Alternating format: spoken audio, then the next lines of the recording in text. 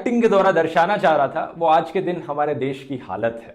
Corona virus में 80,000 per day से ज्यादा केसेस आने लग रहे हैं, जो कि एक रिकॉर्ड है। दुनिया में किसी और कंट्री में इतने नंबर ऑफ केसेस नहीं आ रहे हैं एक दिन के अंदर अंदर।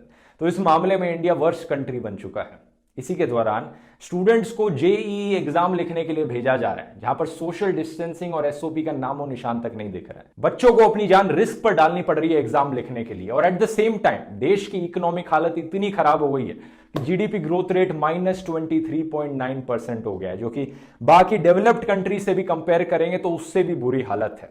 और हमारा बिकाऊ मीडिया सारे तौर तरीके अपना रहा है आपका ध्यान भटकाने के लिए। 24/7 मेहनत कर रहे हैं कि अगला कौन सा इशू उठाया जाए आपका ध्यान भटकाने के लिए।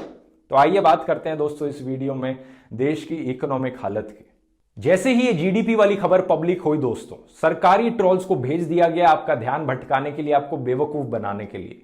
ऐसे ग्राफिक्स वायरल हुए सोशल मीडिया पर जिन्होंने दिखाया कि यूएसए में तो -31.7% ग्रोथ रेट है, कनाडा में -38.7%, जापान में -27.8%। तो ऑब्वियस सी बात है इंडिया की हालत तो बेटर है इन कंट्रीज से, तो इंडिया ने अच्छा परफॉर्म किया होगा, मोदी जी है तो मुमकिन है ना।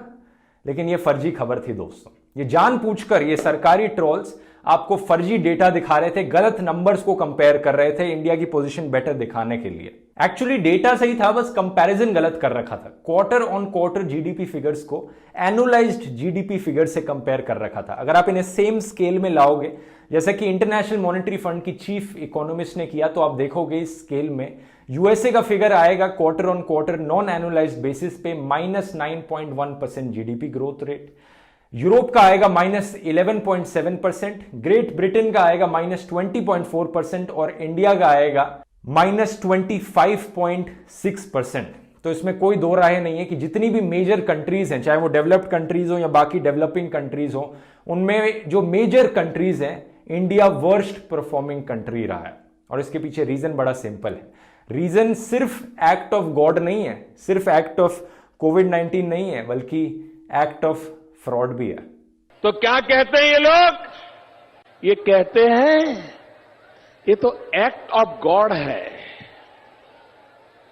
दीदी, ये एक्ट ऑफ गॉड नहीं, ये तो एक्ट ऑफ फ्रॉड है, फ्रॉड। सॉरी, भावनाओं के भाव में आकर मैं मोदी जी की तरह बात करने लग गया था।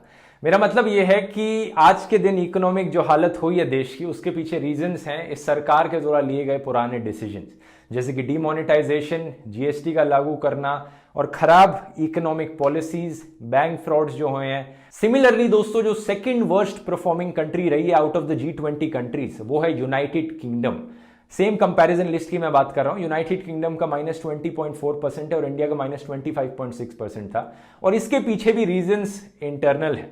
पिछले कुछ सालों में जो यूके में हुआ है ब्रेक्सिट, उसने पूरी देश की इकोनॉमी को तबाह करके रख दिया और इसलिए यूके नंबर सेकंड पे आ रहा है यहां पर। और यूके और इंडिया जैसी कुछ एक्सेप्शंस को छोड़ के बाकी और देश पे कोविड-19 की वजह से -7 to -11% का असर पड़ा है। ब्राजील, जर्मनी में -9%, यूएस में -9%, रशिया भी अराउंड -9%, ऑस्ट्रेलिया भी अराउंड -7%।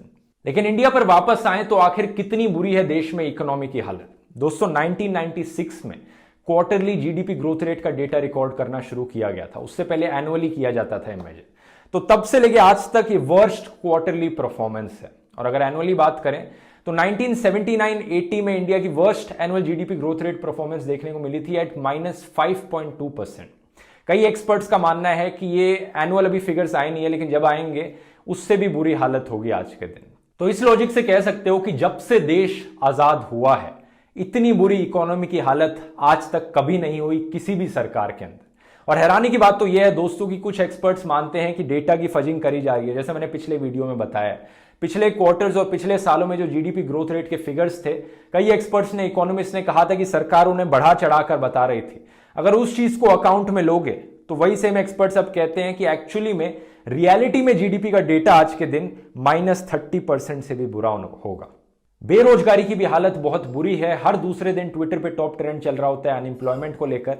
लेकिन थोड़ी अच्छी खबर है, अप्रैल और मई के महीने में अनएम्प्लॉयमेंट पीक कर गई थी 23% पे, जून में थोड़ी नीचे आ गई है 11% पे। लेकिन जॉब लॉसेस मिलियंस में थे। अगर आप सेक्टर बाय सेक्टर ब्रेकडाउन देखोगे जीडीपी ग्रोथ रेट का, तो हर सेक्टर में नेगेटिव जीडीपी ग्रोथ रेट है एक्सेप्ट दी एग्रीकल्चर सेक्टर, जहां पर पॉजिटिव जीडीपी ग्रोथ रेट है।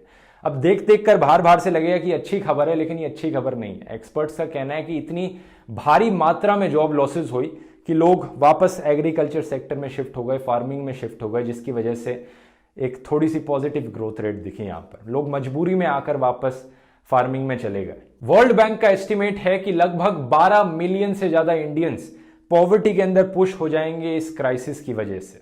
एक और बहुत चौंका देने वाला डेटा एनसीआरबी का है 2019 का, यानी पिछले साल का, जब हालत इतनी खराब नहीं थी आज के दिन जितनी खराब है। उसने बताया कि पिछले साल 32,000 से ज्यादा डेली वेज अर्नर्स और 10,000 से ज्यादा लोगों ने फार्मिंग सेक्टर में सुसाइड किया, जिसमें जॉब लॉसेस एक बहुत बड़ा कारण बताया जाता है।